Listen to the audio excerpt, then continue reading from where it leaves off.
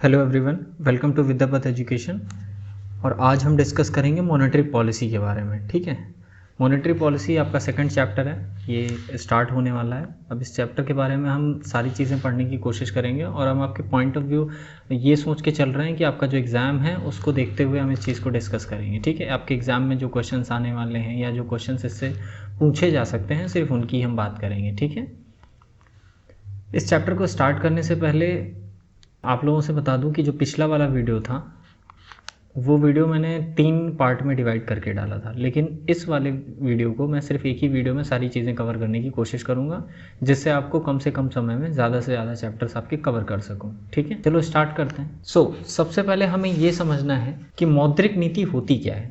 ठीक है, monetary policy जो होती है ये क्या होती है। ठीक है, तो इसको समझने के लिए मैं आपको पहले आगे थोड़ा लेके चल रहा हूँ। मैं आपको समझा देता हूँ कि मौद्रिक नीति है क्या।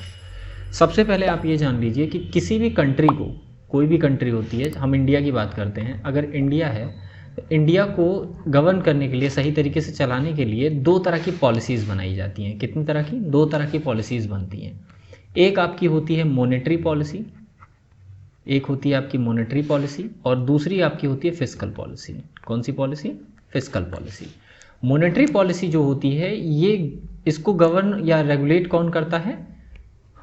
हमारे यहाँ आरबीआई करता है, या यूँ कहें तो central bank of that particular country, किसी भी कंट्री का सेंट्रल बैंक करता है। मॉनेटरी पॉलिसी जो होती है ये, हिंदी में इसे हम मौद्रिक नीति कहते हैं। बेसिकली इसमें हम क्या करते हैं, चलन जो होती है, चलन यानी कि जो आपका सर्कुलेशन होता है, सर्कुलेशन में जो मनी की सप्लाई होती है, मनी की डिमांड और सप्लाई होती है, इसकी डिमांड और सप्लाई के बारे में हम डिस्कस करते हैं। ठीक है, या मनी की डिमांड और सप्लाई को इसमें रेगुलेट या गवर्न किया जाता है।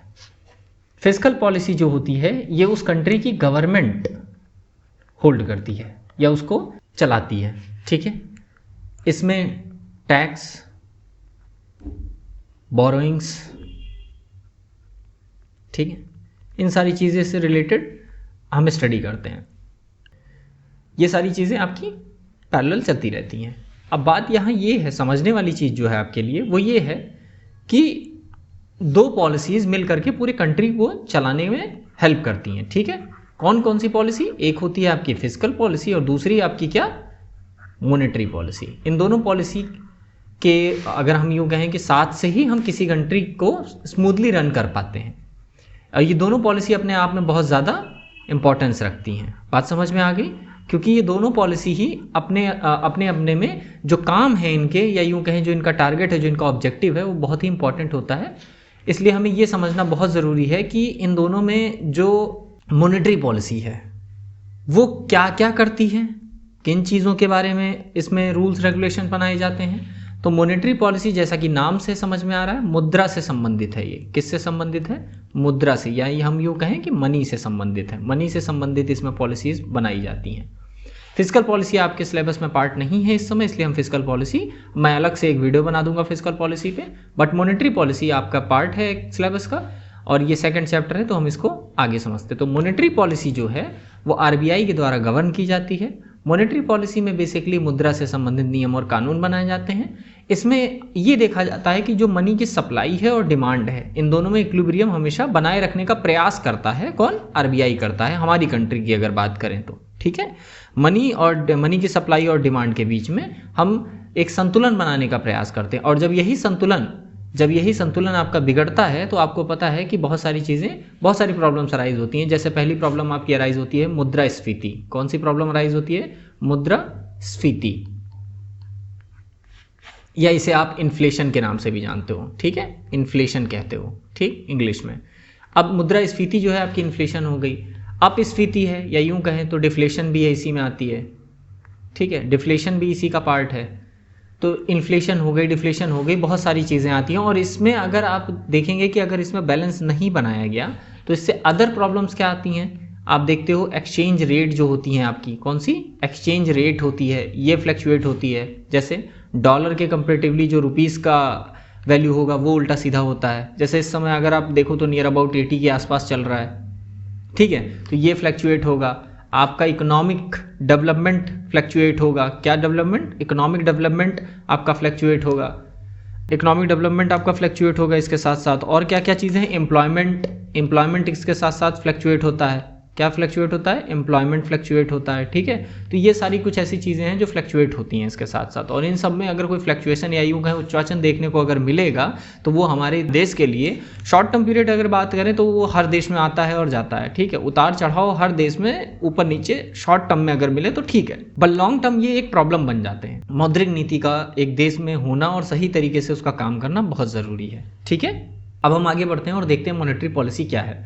Monetary policy is the process by which the monetary authority का मतलब जिसके पास मॉनेटरी पॉलिसी की राइट्स हों या यूं कहें उस पर नियम बनाना और इन सबसे संबंधित चीज़ें हों, जैसे हमारे देश में आरबीआई के पास है, ठीक है, रिजर्व बैंक ऑफ इंडिया, ठीक है।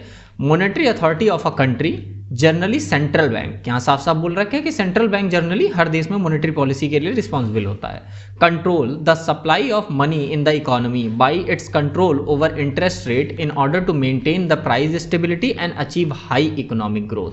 प्राइस स्टेबिलिटी के थ्रू या यूं कहें कि उसके पास जो कंट्रोल टूल होते हैं आरबीआई के पास, हमारे कंटेक्स्ट में बात करें तो आरबीआई के पास जो मॉनेटरी पॉलिसी से रिलेटेड टूल्स हैं उनके जरिए मनी सप्लाई को कंट्रोल किया जाता है, ठीक है। आई होप कि इतनी बातें आपको समझ में आ गई। अब हम बढ़ेंगे ऑब्जेक्टिव ऑफ मॉनेटरी पॉलिसी, कि मॉनेटरी पॉलिसी के जो उद्देश्य हैं वो क्या हैं। अगर हम उद्देश्य की बात करें तो आप ऐसे समझ सकते हो कि जब कोई विकासशील अर्थव्यवस्था या डेवलपिंग इकोनॉमी है तो उसमें बहुत सारी चीज़ें इवॉल्व तो हुई नहीं है, अभी बहुत सारे कॉन्सेप्ट अभी तो आए नहीं हैं। तो मॉनेटरी पॉलिसी का कोई एक स्ट्रक्चर बताना कि भाई मॉनेटरी पॉलिसी में इतनी चीज़ें आती हैं, ये थोड़ा कठिन है। इसका रीज़न मैं बता रहा हूँ आपको। इसका रीज़न ये है कि अगर आप किसी कंट्री के बारे में ये बता रहे हो कि देखो यार जनरली अगर आप बात करो कहो मॉनेटरी पॉलिसी में ये चीज़ें पढ़ी जाती हैं, तो आप वो तो इस बेसिस पे कह रहे हो ना, क्योंकि अक्सर आज की चीज़ों में मॉनेटरी पॉलिसी में कुछ बेसिक चीज़ें तो पढ़ाई ही जा रही हैं, लेकिन मॉनेटरी पॉलिसी का उद्देश्य टाइम टू टाइम और कंडीशन या यूँ कहें कि कंट्री टू कंट्री वेरी कर सकता है। कुछ देशों में मॉनेटरी पॉलिसी कुछ ही काम तक सीमित रहती है, उसके और अधिकार क्षेत्र से बाहर चीज़ें हो जाती हैं। कुछ देश में मॉनेटरी पॉलिसी को कुछ और भी चीज़ें लेनी पड़ती हैं जो दूसरे देश में देखने को नहीं मिलती हैं, ठीक है। तो मॉनेटरी पॉलिसी की अगर हम उद्देश्य की बात करें या यूँ कहें ऑब्जेक्टिव क्या क्या है, तो ऑब्जेक्टिव हर देश के अकॉर्डिंग अलग अलग हो सकते हैं, ठीक है। फिर भी कुछ ऑब्जेक्टिव ऐसे हैं जो कॉमन है, हम देख लेते हैं उसके बारे में। जैसे हमारे यहाँ आरबीआई आपका मॉनेटरी अथॉरिटी है, ठीक है। तो ये कौन कौन से ऑब्जेक्टिव हैं हमारी मॉनेटरी पॉलिसी के। सबसे पहला ऑब्जेक्टिव है आपका प्राइस स्टेबिलिटी। प्राइस स्टेबिलिटी से क्या मतलब है आपका, इससे मतलब ये है कि आपके कंट्री में जो प्राइजेस हैं गुड्स एंड सर्विसेज के, उनमें स्टेबिलिटी होनी चाहिए, बहुत ज़्यादा फ्लैक्चुएशंस नहीं दिखनी चाहिए। जैसे कुछ चीज़ें, जैसे अभी रिसेंटली आपने देखा कि पेट्रोल के दाम एक बैग बहुत ज़्यादा बढ़ गए, ठीक है, फिर डाउन हुए, फिर बढ़े, लेकिन डाउन उतने नहीं हो रहे हैं जितने बढ़ रहे हैं, ठीक है। तो ये फ्लैक्चुएशंस जो है ना, इनमें बहुत ज़्यादा फ्लैक्चुएट ना होने पाए। कुछ कॉमन चीज़ें ऐसी हैं जो जनरल थिंग्स हैं, जैसे दाल चावल, ये सारी चीज़ों के दाम इतने ज़्यादा फ्लैक्चुएट ना होने पाएँ। तो प्राइस स्टेबिलिटी में हमेशा ये कोशिश रखी जाती है कि गुड्स एंड सर्विसेज की जो प्राइजेज़ हैं, गुड्स एंड सर्विसेज के जो प्राइस हैं आपके, उनमें बहुत ज़्यादा क्या नहीं होनी चाहिए, फ्लैक्चुएशंस नहीं होनी चाहिए। एक तो पहला इसका टारगेट ये होता है, या यूं कहें कि ऑब्जेक्टिव होता है। दूसरा है आपका प्रमोशन ऑफ फिक्स इन्वेस्टमेंट। अब इसके बारे में मैं डिस्कस कर दूं, आपको बता दूं। देखिए, प्रमोशन ऑफ फिक्स इन्वेस्टमेंट का मतलब ये है कि इन्वेस्टमेंट आपके दो तरह के होते हैं, ठीक है। एक होता है प्रोडक्टिव इन्वेस्टमेंट, एक होता है नॉन प्रोडक्टिव इन्वेस्टमेंट। ऐसे इन्वेस्टमेंट जो आगे चल के किसी दूसरे इन्वेस्टमेंट को जन्म देना, या यूं कह सकते हैं आप कि आगे चल के ये कैपिटलाइजेशन की तरीके से काम कर रहे हो, या उनसे कोई प्रोडक्टिव चीज़ बनाई जा सके जो आगे चल के फर्दर प्रोडक्शन में काम आ जाए, तो हम कहेंगे कि वो हमारा इन्वेस्टमेंट क्या है, प्रोडक्टिव इन्वेस्टमेंट है।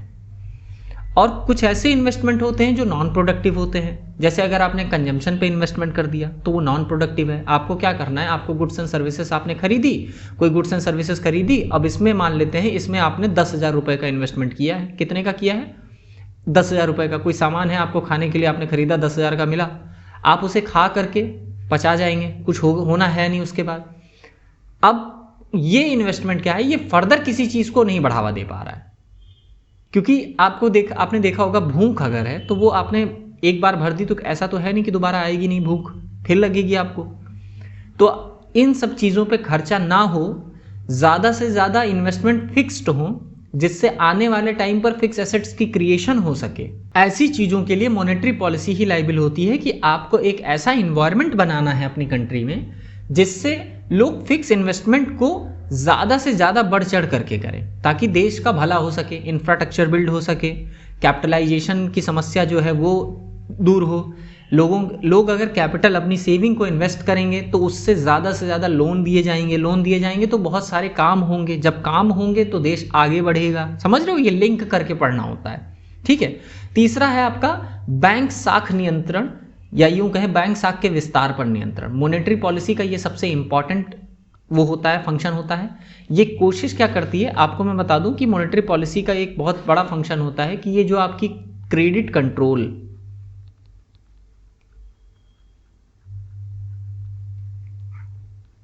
जो आपका क्रेडिट कंट्रोल होता है, कॉमर्शियल बैंक्स क्या करते हैं, क्रेडिट क्रिएटर्स होते हैं, ठीक है। लेकिन क्रेडिट कंट्रोलर कौन होता है बेटा, आरबीआई होता है। इस बात का ध्यान रखना, क्योंकि आरबीआई के पास ही सारी मॉनेटरी पावर्स है, तो क्रेडिट को कंट्रोल कौन करेगा, आरबीआई करेगा। अक्सर ये देखने को मिलता है कि जब भी कॉमर्शियल बैंक के पास पैसे ज़्यादा हो जाते हैं, ठीक है, जब पैसे ज़्यादा हो जाते हैं तो वो क्या करते हैं, इस पैसे को एक आम इंसान को देते हैं या लोन देने की कोशिश करते हैं, ठीक है, क्योंकि उनको इससे मिलने वाला है इंटरेस्ट, तो वो पैसे को ज़्यादा देते हैं। जब मार्केट में सर्कुलेशन में पैसे ज़्यादा हो जाते हैं और डिमांड उनकी उतनी नहीं होती है, ठीक है, तो आपको भी पता है अगर किसी चीज़ की सप्लाई ज़्यादा हो जाए और डिमांड कम हो तो आपको पता है क्या होने वाला है, उसके मूल्य में यानी उसके प्राइजेस में क्या देखने को मिलेगा। अगर किसी चीज़ की सप्लाई ज़्यादा हो जाए और उसकी डिमांड कम हो जाए तो प्राइस अपने आप गिर जाएंगे। और आपको पता है अन्य वस्तुओं की भांति या अन्य कमोडिटीज़ की भांति आपकी जो मुद्रा होती है ये भी एक तरह का वस्तु होती है, ठीक है, तो उसके प्राइस गिर जाएंगे। और जब उसके प्राइस गिरेंगे तो इससे रिलेटेड करेंसी को फ़ायदा होगा, या यूँ कहें कि डॉलर को फ़ायदा होगा। अगर आपके करेंसी की वैल्यू गिर जाए तो डॉलर की वैल्यू अपने आप मजबूत हो गई है। पहले आप $1 में, ठीक है, मैं अगर 1947 की बात करूं तो $1 बराबर $1 हुआ करता था, लेकिन आज के टाइम पे क्या हो रहा है, $1 बराबर $80 के आसपास आप देखने को मिल रहा है। लेकिन अभी यही चीज़ डॉलर ना चेंज हो, आपकी करेंसी की वैल्यू गिर जाए तो क्या होगा, अब यही चीज़ 80 के बजाय 85 हो सकती है या फिर 90 हो सकती है, ठीक है। तो एज कंपेरेटिवली अगर आप देखोगे तो आपको ये देखने को मिलेगा कि अगर हमारे करेंसी की वैल्यू गिरेगी तो सामने वाली करेंसी अपने आप ही मजबूत हो रही है। फिर यहाँ हम देखते हैं कि control expansion of bank credit. अब बैंक क्रेडिट क्या है, बैंक क्या करते हैं, लोन देना स्टार्ट करते हैं जिससे मार्केट में सप्लाई ज़्यादा हो जाती है, पैसों की सप्लाई कम होती है तो उसके प्राइसेस गिरने लगते हैं, जिससे क्या होता है कि अगर मनी की इंटरनल वैल्यू या उसकी परचेजिंग पावर कम हो जाए तो इन्फ्लेशन आने लगती है, क्योंकि इन्फ्लेशन की डेफिनेशन ही है when lots of money chose few goods.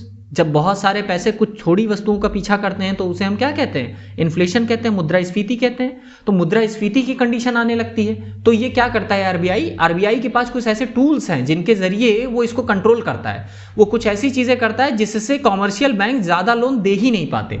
इसे हम आगे वाले स्लाइड में समझाएंगे आपको। उसके बाद आता है इकोनॉमिक स्टेबिलिटी।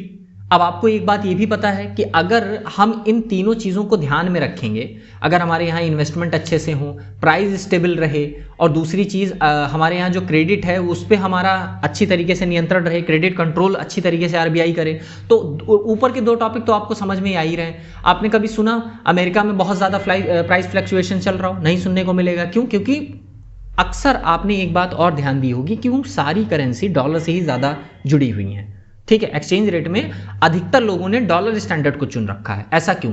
ऐसा रीजन इसके पीछे ये है कि डॉलर में फ्लक्चुएशंस बहुत कम होती हैं अदर करेंसी के अकॉर्डिंग। अभी यहीं अगर हम बात करें, अगर आपने देखा होगा बिटकॉइन चल रहा है आजकल, ठीक है। बिटकॉइन के प्राइसेस कभी आप जा करके देखेंगे एक महीने के अंदर, एक दिन के अंदर अनकंट्रोल्ड मनी है। तो क्योंकि इसके पीछे कौन कंट्रोलर है ये किसी को नहीं पता, इसीलिए अनकंट्रोल्ड है। जो चीज़ कंट्रोल में नहीं है वो कितना फ्लक्चुएट करेगी, सिंपल सी बात है। लेकिन अगर कोई चीज़ फ्लक्चुएशन कम कर रही है तो उसमें आपको लॉस होने के चांसेस बहुत कम है। इकोनॉमिक स्टेबिलिटी बनी रहे। स्टेबिलिटी का मतलब आपकी इकोनॉमी में बहुत ज़्यादा फ्लक्चुएशंस ना हो। उसका रीज़न ये होता है फ्लक्चुएशंस होने का, अगर आपकी इकोनॉमी में बहुत ज़्यादा फ्लक्चुएशंस होंगी तो आपके पास एफडीआई नहीं आएगा, आपके यहाँ कोई इन्वेस्टमेंट करना नहीं चाहेगा। सब कहेंगे भाई बहुत फ्लक्चुएट इकोनॉमी है, आज पैसे लगाओ, कहो कल डूब जाए, ठीक है। जैसे पाकिस्तान की अगर हम बात करें तो पाकिस्तान में आजकल के टाइम पे क्या देखने को मिल रहा है, इकोनॉमिक स्टेबिलिटी नहीं है, सारी चीज़ों के प्राइसेस हाइक होते जा रहे हैं। इतने हाइक पे पहुंच चुके हैं कि प्राइजेस आप देखोगे तो petrol, normal goods and services के भी प्राइस बहुत ज़्यादा डाउन हो गए हैं। पाकिस्तानी इकोनॉमी या यूँ कहें कि वहाँ के जो मिनिस्टर हैं उन्होंने ये तक कह डाला है कि आज के बाद 8 बजे के बाद, यानी कि 8 बजे रात के बाद कोई ना शादी होगी ना किसी तरह की दुकानें खुलेंगी, हमें बिजली बचाना है। उन्होंने बल्ब के प्रोडक्शन पर रोक लगा दी है। अगर आप बल्ब बना रहे हो तो बल्ब नहीं बना सकते। क्यों? क्योंकि जब बल्ब बनेंगे नहीं तो बिजली उतनी खर्ची नहीं होगी। सोच रहे हो ये सब क्या है? इकोनॉमिक स्टेबिलिटी ना होने के लक्षण है। साफ साफ दिख रहा है कि इकोनॉमिक स्टेबिलिटी नहीं है, ये इकोनॉमी कभी भी गिर सकती है। फिर दूसरी बात आती है, इकोनॉमिक स्टेबिलिटी होगी तभी लोगों की इनकम में स्टेबिलिटी होगी। अगर इकोनॉमिक में स्टेबिलिटी नहीं होगी तो मान लेते हैं आज आप 10,000 रुपये कमा रहे हो, आज 10,000 रुपये में अपना खर्चा चला ले रहे हो। इकोनॉमिक स्टेबिलिटी नहीं है जिसकी वजह से आपकी इनकम भी क्या कर रही है, फ्लक्चुएट होती जा रही है। पहले आप 10,000 रुपये में आराम से 5 आदमी आराम से खर्चा चला ले रहे थे। अब क्या होगा? अगर इकोनॉमिक स्टेबिलिटी है, महंगाई आ गई तो आप 2 लोगों का खर्चा 10,000 रुपये में चलना बड़ा मुश्किल हो जाएगा। तो ये दोनों कॉन्सेप्ट एक दूसरे से जुड़े हुए हैं, ये अलग नहीं है। इन उद्देश्यों को आपको क्या करना है, ध्यान से समझ लेना है कि ये उद्देश्य जो है हमारे, ये इंपॉर्टेंट है। ये 5 उद्देश्य आपको बहुत अच्छे से याद हो जाने चाहिए। आगे बढ़ते हैं। अब हम बात कर रहे हैं टूल्स ऑफ मॉनेटरी पॉलिसी। अभी तो जो मैंने आपको डिस्कस किया वो सारी चीज़ें इसीलिए मैंने बताई थी कि टूल्स ऑफ मॉनेटरी पॉलिसी क्या क्या है। ठीक है, टूल्स ऑफ मॉनेटरी पॉलिसी का मतलब ये है कि जो वो राइट्स हैं या जो हथियार है आरबीआई के पास इन चीज़ों को कंट्रोल करने का, वो यही हथियार हैं। 2 तरह के हथियार हैं उसके पास। ठीक है, कौन कौन से हथियार हैं देखते हैं। एक है आपका क्वांटिटेटिव मेथड्स, जिसके तहत वो कुछ ऐसे कदम उठाती है जिससे जो है मनी की जो क्वांटिटी में मनी है वो कम हो जाती है, और दूसरा है क्वालिटी में मनी कम होना। अब इन दोनों का मैं बहुत ब्रीफली आपको एक्सप्लेन कर दे रहा हूँ, ध्यान से समझना, और आगे टाइम मिलेगा तो मैं एक लंबी वीडियो बना दूंगा आप लोगों के लिए ताकि आपको अच्छे से समझ में आए। देखो बेटा, जब कोई ऐसा कदम आरबीआई उठाए जिससे सर्कुलेशन में मनी की क्वांटिटी, उसकी मात्रा में फर्क आ जाए। जैसे मान लेते हैं ये सर्कुलेशन है, इस सर्कुलेशन में इतना पैसा भरा हुआ है, ठीक है, इतना पैसा, ठीक, इतना पैसा भरा हुआ है, और कोई कदम ऐसा आरबीआई उठा रहा है जिससे इतना पैसा अपने आप गायब हो जा रहा है, तो आप इसे क्या कहोगे बेटा? इसे आप कहोगे कि आरबीआई ने क्वांटिटेटिव कोई मेजर किया है, मेथड अप्लाई किया है, जिसकी वजह से सर्कुलेशन में पैसे की मात्रा कम हो गई है। बात समझ में आ गई? इसको समझ लो क्या है ये। क्वालिटेटिव मेथड्स वो मेथड्स होते हैं जिनके तहत आरबीआई पैसे की वैल्यू पे, जो पैसे की वैल्यू है, इंटरनल वैल्यू, या यूं कहें परचेजिंग पावर है जो पैसे की, उस पे क्या करती है? आक्रमण करती है। समझ गए? उस पे वार करेगी। कैसे? पहले मान लेते हैं 1 रुपये का सिक्का था, वो 4 टॉफी खरीद के लाता था। कुछ ऐसा वो करेगी जिससे अब 1 रुपया सिर्फ 2 टॉफी खरीद पाए। समझ गए? मेरी बात समझ में आ रही है कि नहीं आ रही है? तो ये क्वालिटेटिव कंट्रोल्स हैं, पैसे की क्वालिटी पे इनका इंपैक्ट पड़ता है, और ये क्वांटिटी उनके नंबर ऑफ करेंसी या नंबर ऑफ नोट्स पे उनका इंपैक्ट पड़ेगा। आई होप कि टॉपिक क्लियर हुआ, समझ में आया। अब चलो एक एक करके मैं दिखा दे रहा हूँ कौन कौन सी चीज़ें हैं वो डिस्कस कर ले रहा हूँ। सबसे पहले आपका बैंक रेट। बैंक रेट में क्या होता है कि बैंक रेट आपकी पहला टूल मानी जाती है क्वांटिटेटिव मेथड्स की। अब बैंक रेट में क्या है? बैंक रेट बढ़ती और घटती रहती है। आरबीआई हर तिमाही छमाही ऐसी आप चीज़ें बदलती देखोगे, उसकी एक बुलेटिन भी पब्लिश होती है जिसमें आप देखोगे कि बैंक रेट इतनी हो गई, बैंक रेट हाई हो गई, लो हो गई। जब उसको लगता है कि पैसे जो है मार्केट में ज़्यादा लोन की तरीके से बांटे जा रहे हैं तो वो बैंक रेट को बढ़ा देती है, जिससे लोन की जो दरें होती हैं वो बढ़ जाती हैं। अब जब लोन की दर बढ़ जाएगी, यानी कि आपको अगर ज़्यादा इंटरेस्ट पेड करना पड़ेगा, तो आप पैसा उधार लोगे ही नहीं, और जब उधार लोगे ही नहीं तो मार्केट में सर्कुलेशन में जो पैसे ज़्यादा हो गए थे वो धीरे धीरे कम होने लगेंगे। अगला आता है legal reserve ratio. Legal reserve ratio के अंदर आप 2 रेशियो पढ़ते हो, कैश रिजर्व रेशियो और वैधानिक रिजर्व रेशियो, या यूं कहें statutory liquid ratio. Cash reserve ratio वो रेशियो होता है जितना पैसा कॉमर्शियल बैंक आरबीआई के पास रखते हैं।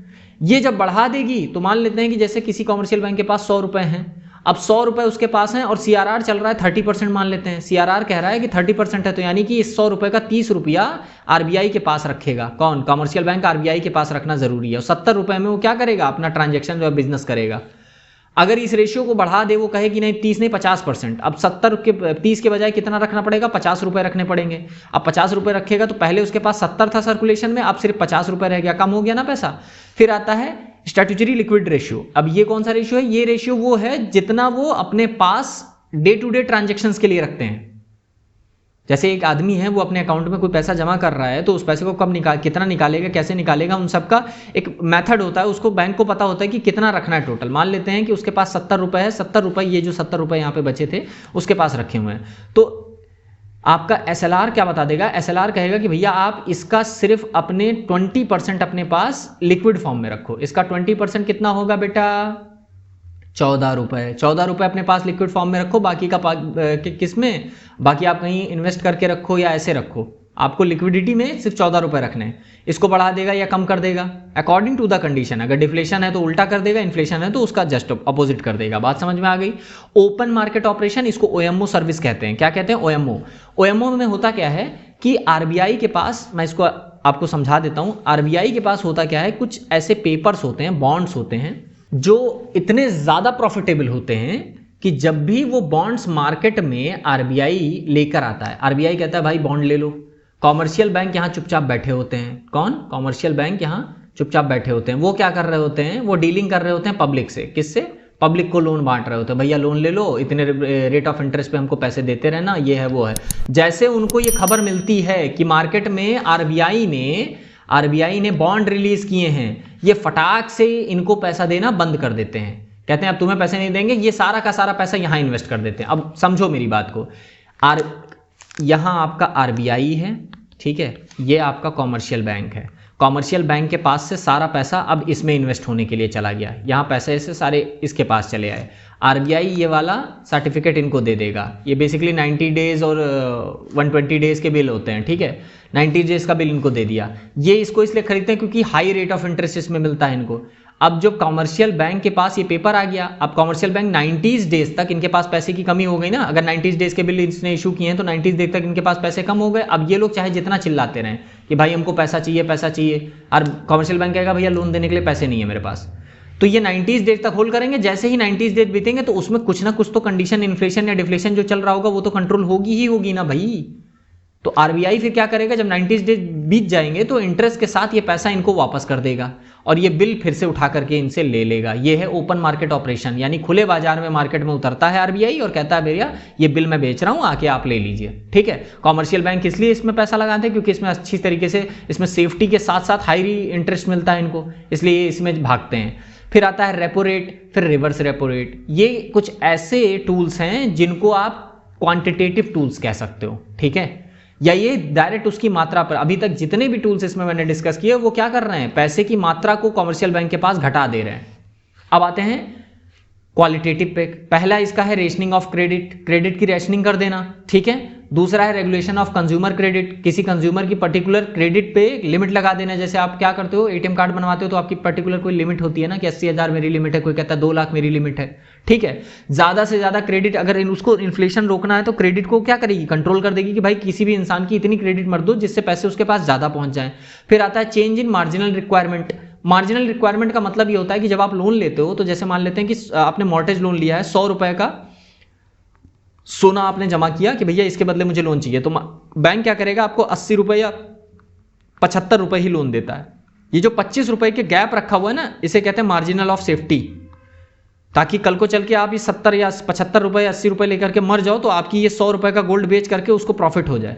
इस मार्जिन को बढ़ा देता है कई बार, ठीक है। कैसे, जैसे अब आप कहोगे तो वो कहेगा कि भैया पहले 25 रुपए थी, अब मुझे 30% रखना पड़ेगा, यानी 30 रुपए मैं अपने पास रखूंगा, 70 आपको लोन की तरीके से दे सकता हूं। तो ये प्रॉब्लम हो जाएगी। अब देखो गैप क्या है, कम पैसा मिल रहा है लोगों को, ठीक है। उसके बाद आता है मॉरल सुएशन। इसमें क्या होता है, नैतिक उत्तेजना करना, नैतिक दबाव डालना या नैतिक उत्तेजना करना। इसमें RBI आपको खुद ही मैसेज करता है, वैसे तो कोई ट्रांजैक्शन नहीं करता पर्टिकुलर इंडिविजुअल से RBI, बट फिर भी आपके मोबाइल में कई बार मैसेज आते हैं ना RBI की तरफ से, किसी भी धोखाधड़ी के लिए शांत सावधान रहें, ये वो OTP मत शेयर करें, फलाना धमकाना बोलता है ना, ऐसे ही मॉरल सुएशन करता है। लोगों के ऊपर ये बताता है उन्हें कि कम से कम कर्जा लीजिए, और अगर उसको लगता है कि मार्केट में उसको सर्कुलेशन में सप्लाई ज़्यादा करनी है तो वो क्या करता है, ढील दे देगा किसमें दे देगा, रेट्स में ढील दे देगा, यानी जो बैंक रेट्स हैं या लोन की रेट्स हैं उसमें ढील दे देगा।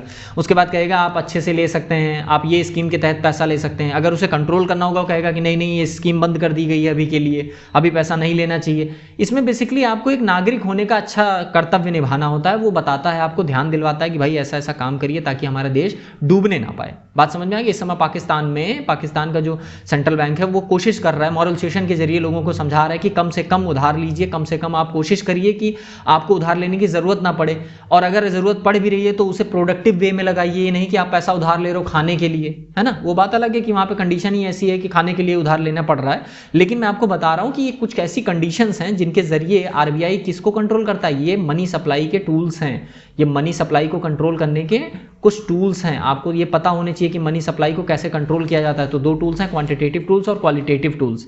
ये दोनों ही टूल्स आपस में मिल करके काम करते हैं, यानी कि आरबीआई को ये पता होता है कि कौन से टूल्स को चलना है, ठीक है। तो ये कुछ ऐसे टूल्स हैं जिनके जरिए आरबीआई कंट्रोल करता है, और इसकी एक डिटेल वीडियो, इन सारे टूल्स के बारे में एक डिटेल्स वीडियो मैं आपको आगे बना दूंगा, आपकी इन्फॉर्मेशन देने के लिए एक अलग से इन्फॉर्मेटिव वीडियो मैं आपको बना दूंगा वो। लेकिन अभी के लिए आपके सिलेबस में इतनी चीज़ें ज़रूरी हैं, इसको आप अच्छे से समझ लीजिए। अगर इस पूरे सेशन में आपको कुछ नहीं समझ में आया है तो प्लीज़ मुझे बताइए, आप कमेंट सेक्शन में मुझसे पूछ सकते हैं कि सर ये चीज़ें मुझे नहीं समझ में आई, नेक्स्ट वीडियो में मैं कोशिश करूँगा कि आपको समझा दूँ, ठीक है। इतना ही था इस वीडियो में, क्योंकि मॉनेटरी पॉलिसी को बहुत ज़्यादा एलैबोरेट करके आपकी बुक में भी सिलेबस में नहीं है और बहुत सारी चीज़ें नहीं हैं, तो इस वजह से मैंने इसको एक इन्फॉर्मेटिव वीडियो की तरीके से बनाया है। आप इसको पढ़िए, आप इसके साथ साथ अपनी बुक से भी स्टडी करिए, बिना बुक के स्टडी करना ठीक नहीं होगा, ठीक है। और इस वीडियो का PDF लेक्चर आपको एज यूजुअल आपके टेलीग्राम ग्रुप चैनल पे मिल जाएगा। टेलीग्राम पे अगर आपको ज्वाइन करना है तो विद्यापथ एजुकेशन के नाम से टेलीग्राम चैनल है, ये आइकॉन वहाँ पे आपको दिख जाएगा, इस पे जा करके आप ज्वाइन कर सकते हैं। वहाँ पे सारी वीडियो के जो PDF लेक्चर होते हैं वो आपको मिल जाएंगे, ठीक है। आई होप कि आपको टॉपिक क्लियर हो गया। मिलते हैं नेक्स्ट वाली वीडियो में, तब तक के लिए थैंक यू सो मच।